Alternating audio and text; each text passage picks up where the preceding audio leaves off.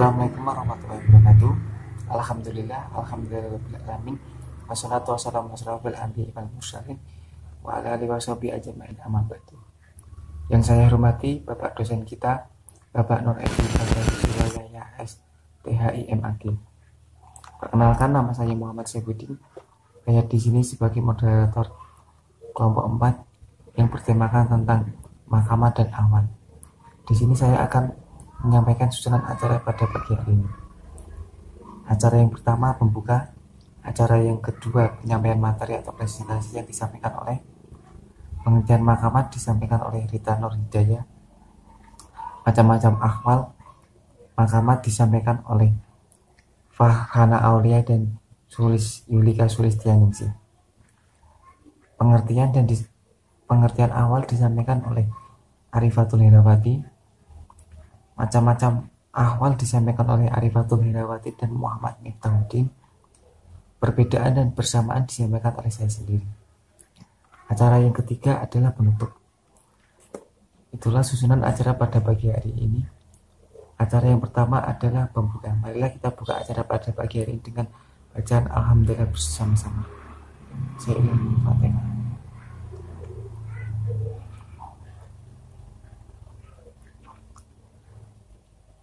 Acara yang pertama. Assalamualaikum warahmatullahi wabarakatuh. Saya Rita Nur Hidayah dengan NIM 63010210141. Di sini saya akan membahas lebih lanjut mengenai definisi maqamat. Dalam ensiklopedia tasawuf dijelaskan bahwa maqam adalah suatu tempat atau tempat berdiri atau stasiun, semisal kesalehan sikap atau sebuah sikap yang muncul sebagai corak jiwa yang dominan.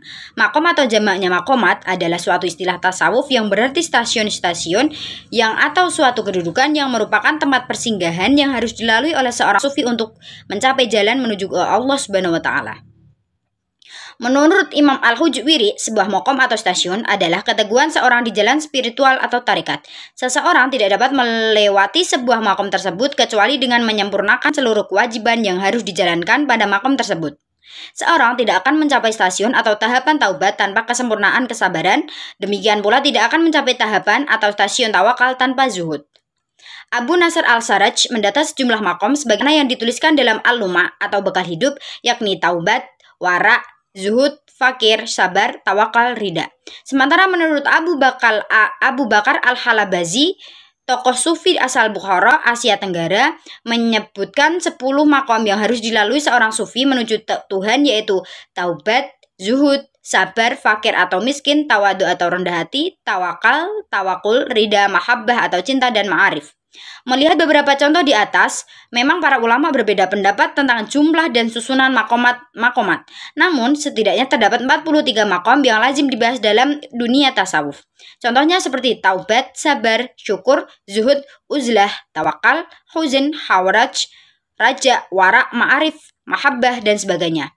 Antara satu makam dengan makam yang lainnya saling berkaitan. Seorang tidak dapat mencapai derajat yang lain tanpa didasari taubat dan sebagainya. Terima kasih. Kita lanjutkan. Materi yang kedua adalah macam-macam maqamat yang disampaikan oleh Farhana Aulia dan Yulika Sulistianingsih. Waktu dan tempat saya persilahkan. Assalamualaikum warahmatullahi wabarakatuh. Saya Farhana Aulia, NIM 6300102101134. Saya akan menjelaskan tentang macam-macam maqamat. 1. Al-Taubah. Taubat merupakan masdar dari kalimat taba yatuba taubatan yang artinya kembali. Menurut Al-Ghazali dalam bukunya Zainul Bahri, taubat adalah kembali dari jalan yang menjauhkan diri dari Allah dan mendekatkan diri kepada setan. Al-Junaid menyebutkan bahwa taubat itu memiliki 3 makna. Pertama, menyesali kesalahan. Kedua, berketetapan hati untuk tidak kembali kepada apa yang dilarang Allah. Dan ketiga, menyelesaikan atau membela orang yang teraniaya. Muhtar Sholikin dan Rosihan Anwar mengklasifikasikan taubat menjadi 3 tingkatan. 1. Meninggalkan kejahatan dalam segala bentuknya dan beralih kepada kebaikan karena takut kepada perintah Allah. 2. Firar, yaitu lari dari kemaksiatan kepada ketaatan dari yang baik kepada yang lebih baik. 3. Inabat, yaitu bertaubat berulang kali meskipun tidak berdosa. Syarat-syarat bertaubat. 1. Harus menghentikan perbuatan maksiat itu. 2. Harus menyesali karena pernah melakukannya. 3. Bertekad tidak mengulanginya lagi untuk selama-lamanya. 2. Al-Wara'. wara adalah menghindari apa saja yang tidak baik, tapi bagi para sufi mereka mengartikan wara itu meninggalkan segala sesuatu yang tidak jelas hukumnya, baik yang menyangkut makanan, pakaian, maupun persoalan lain. Ibrahim bin Adam berpendapat bahwa wara adalah meninggalkan segala yang masih diragukan dan meninggalkan kemewahan. Menurut Amil Al-Najjar, ungkapan terbaik tentang wara adalah yang dikatakan oleh Al-Haras, yaitu wara adalah bila engkau bebas dari kezaliman terhadap makhluk sekalipun seberat atom, sehingga tidak terdapat pada salah seorang di antara manusia memiliki pengaduan dan tuntutan atas dirimu. 3. Al-Zuhd. Pengertian zuhud itu hanya sekedar hidup sederhana, kemudian berkembang ke arah yang lebih ekstrim. Pengertian yang ekstrim tentang zuhud datang pertama kali dari Hasan Al-Basri yang mengatakan, perlakukanlah dunia ini sebagai jembatan sekedar untuk dilalui dan sama sekali jangan membangun apa-apa di atasnya. Bahkan menurut Al-Zuhd, zuhud itu tidak punya apa-apa dan tidak milik siapa-siapa. Assalamualaikum warahmatullahi wabarakatuh. Nama saya Yulika Sulistianingsih, NIM 63010210142. Di sini saya akan menjelaskan macam maqamat nomor 4, yaitu al-sabr. Allah Subhanahu wa taala berfirman dalam Quran surat Ali Imran ayat 200. A'udzubillahi minasyaitonirrajim. Bismillahirrahmanirrahim. Ya ayyuhalladzina amanu sabiru wasabiru warabitu wattaqullaha la'allakum tuflihun. Artinya, hai orang-orang yang beriman, bersabarlah kamu dan kuatkanlah kesabaranmu, dan tetaplah bersiap siaga di perbatasan negerimu, dan bertakwalah kepada Allah agar kamu beruntung. Abu Zakaria Al-Ansori berkata, sabar adalah kemampuan seseorang dalam mengendalikan dirinya terhadap segala sesuatu yang terjadi, baik yang disenangi maupun yang tidak disenangi. Sabar merupakan sikap utama dan akan memberikan keutamaan dalam segala bidang kehidupan. Sabar dalam ibadah, sabar dalam menuntut ilmu, sabar dalam pekerjaan, sabar dalam komunikasi dengan sesama manusia, sabar dalam sehat maupun sakit, sabar dalam cinta, sabar ketika membenci, sabar dalam kenikmatan dan penderitaan. Sabar merupakan proses pengosongan jiwa dan pemenuhan dengan sifat-sifat baik dengan bimbingan Rabbani. Sehingga dengan demikian, seorang yang sabar akan memperoleh ketenangan jiwa yang diharapkan oleh setiap insan. Adapun puncak dari kesabaran adalah sifat tawakal. Yang kelima adalah tawakal. Tawakal adalah suatu sikap mental seorang yang merupakan hasil dari keyakinannya yang bulat kepada Allah Subhanahu wa taala. Karena di dalam tauhid ia diajari agar meyakini bahwa hanya Allah Subhanahu wa taala yang menciptakan segala-galanya. Pengetahuannya maha luas, Dia yang menguasai dan mengatur alam semesta ini. Keyakinan inilah yang mendorongnya untuk menyerahkan segala persoalannya kepada Allah Subhanahu wa taala. Hatinya tenang dan tentram serta tidak ada rasa curiga karena Allah Maha Tahu dan Maha Bijaksana. Yang keenam adalah ridho.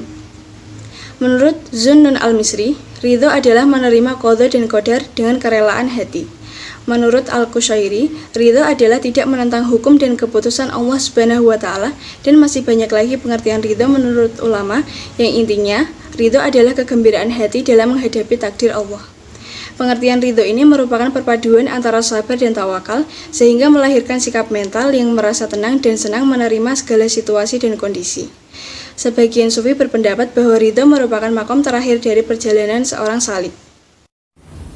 Kita lanjutkan kembali. Materi yang ketiga adalah pengertian akhwat yang disampaikan oleh Arifatul Hirawati. Waktu dan tempat saya persilahkan. Assalamualaikum warahmatullahi wabarakatuh. Saya akan menjelaskan tentang apa itu ahwal dan beberapa tingkat ahwal. Ahwal merupakan bentuk jamak dari kata hal. Hal menurut sufi berarti makna, nilai, atau rasa yang hadir dalam hati secara otomatis tanpa ada kesengajaan, latihan, payah, atau pemaksaan. Simur dalam bukunya yang berjudul Tasawuf dan Perkembangannya dalam Islam menjelaskan bahwa hal adalah pengalaman dan perasaan kejiwaan yang berubah dan dialami secara tiba-tiba tanpa ada ikhtiar atau usaha manusia. Karena di luar dari usaha manusia, maka hal merupakan anugerah dan hadiah dari Allah Subhanahu wa taala. Kita lanjutkan kembali. Materi yang keempat adalah macam-macam akhwat yang disampaikan lagi oleh Arifatul Hirawati dan Muhammad Miftahuddin.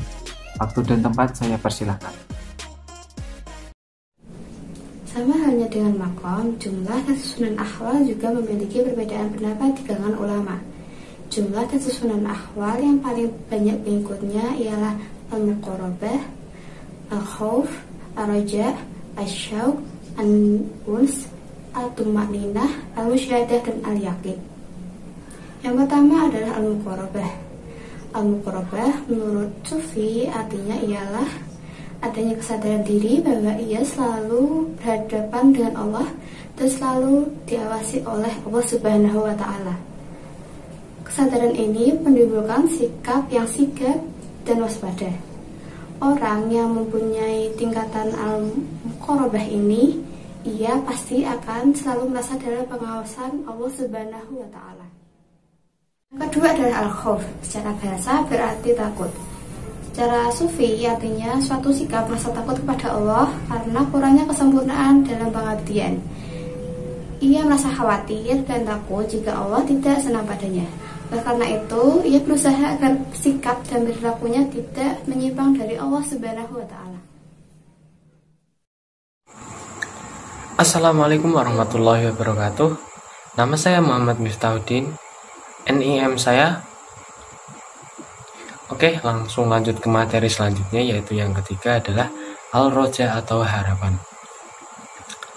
Dalam istilah Sufi, merupakan sikap mental optimisme dalam memperoleh karunia dan nikmat ilahi yang disediakan bagi hamba-hambanya yang saleh. Perasaan optimis akan memberi semangat dan gairah melakukan mujahadah demi terwujudnya apa yang diidam-idamkan itu, karena Allah adalah Maha Pengasih dan Maha Penyayang. Kemudian selanjutnya al-syauq atau rindu. Al-syauq atau rindu adalah kondisi kejiwaan yang menyertai mahabbah, yaitu rasa rindu yang memancarkan dari kalbu karena gelora cinta yang murni. Bagi Sufi, maut bukanlah suatu hal yang harus ditakuti.